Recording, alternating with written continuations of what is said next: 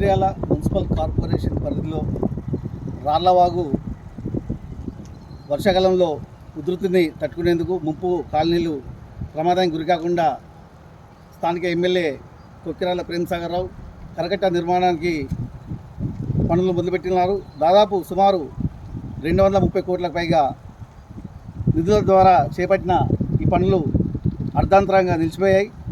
కారణాలు తెలియనప్పటికీ ఈ వర్షాకాలంలో ఈ పనులు నిలిచిపోవడం పట్ల సమీప ముంపు కాలనీ రాళ్లపేట, ఎన్టీఆర్ నగర్, పాత మంచిర్యాల, రెడ్డి కాలనీ, అదేవిధంగా రామ్నగర్ ప్రాంత ప్రజలు ఆందోళన వ్యక్తం చేస్తున్నారు.